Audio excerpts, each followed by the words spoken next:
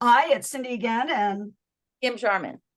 and boy, we went through a ton in that video that we just went through, and Kim had some awesome and amazing light bulb moments. But we created this Word document that kind of breaks down and organizes what we were just talking about in kind of a clear way and will help you begin to categorize things. So, and we're going to talk about specifics in what the data means in a few minutes. But the way that you want to begin to organize it is intelligence. So any IQ test clumps together, then processing areas. These are everything that is needed to perform well academically, but it's not necessarily a pure academic task. So this would be rapid automatic naming, visual perception, visual motor integration, word retrieval, verbal memory, visual memory, working memory. All of those kinds of things fall under the category of a processing area, okay? And those form that bottleneck in the brain wiring that affects your ability to work academically, okay?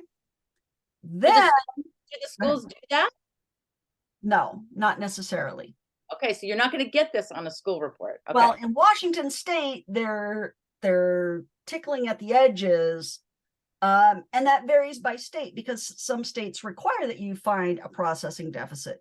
So it's not something that you've seen a lot in Washington State unless it's a private eval. But Anyhow, rapid automatic naming is becoming more popular. yes. Mhm.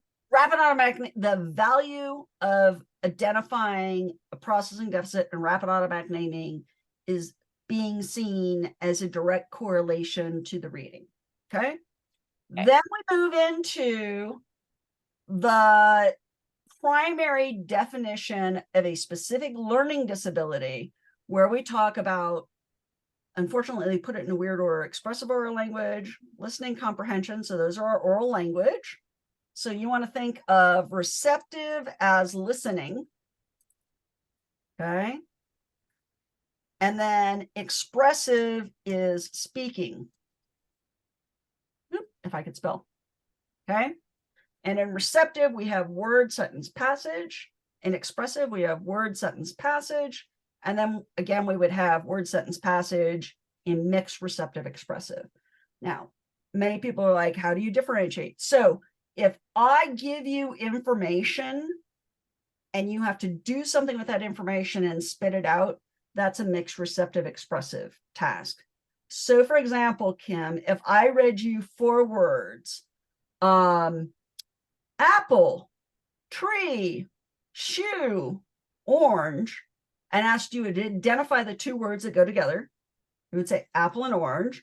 And then if I said, tell me why they go together, and if you said they're fruit, that becomes a mixed receptive expressive task. Okay. Then we go into reading and we do word, sentence, passage, and word, sentence, passage for both silent and oral. Okay. In written language, we do word, sentence, passage.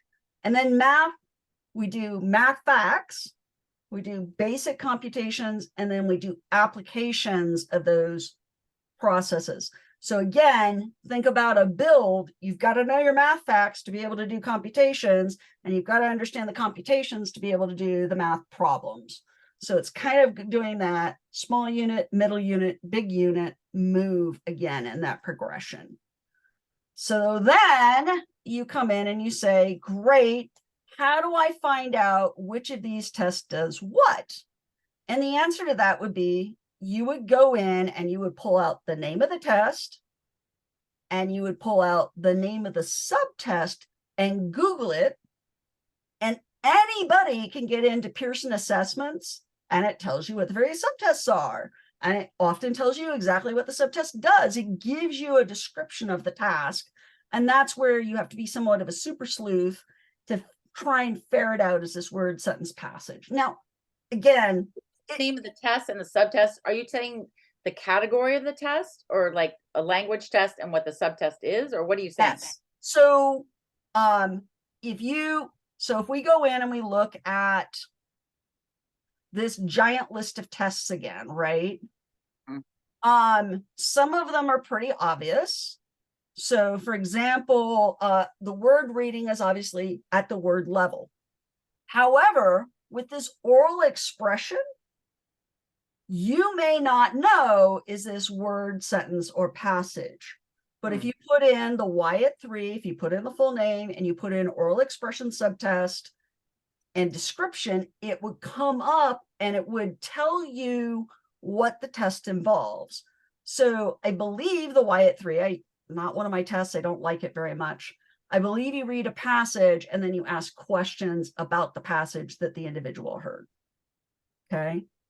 I just think that there are so many better oral language tests that why would you use one that's not that robust, which is why I kind of stay away from it. This is where I tend to go to the Self and the Castle and the Opus and other measures that I think do a better, more robust job. But Googling will let you figure out. Once you figure it out, you begin to get a picture of, hey, is my child having difficulty at the word level? Is my child having difficulty at the sentence level? I don't understand grammar. I don't understand how the order of the words in a sentence makes meaning. Then you go to the passage level. Now I understand why my student is losing it in lecture-based classes, right? And you by knowing where that initial pothole is, it lets you go back and do the intervention at that level to shore up that student's academic abilities. Even kids who are at the higher grade levels, because they haven't learned what a subject is and a verb, they look at a complex sentence and they can't even use a skill set to go back and say, what is the core meaning of the sentence? Yes. And this is from grade, kindergarten all the way through high school. Yeah. If they don't know their parts of speech. And you walking in and having a conversation with a speech language pathologist to say, my son or my daughter doesn't understand what synonyms are, or my son or daughter can't categorize different kinds of words, or my son and daughter can't provide multiple meanings for words. That keys in with the speech language pathologist where they may not have the diagram that I have, but they begin to understand how that builds and why that becomes such a critical problem. And hopefully that begins to make sense and you can think about how your data comes together and how to then see the progression. So now what we're going to do is we're going to go back in and we're going to talk about what we see in this particular student data and what meaning we get from it. So on to part 2.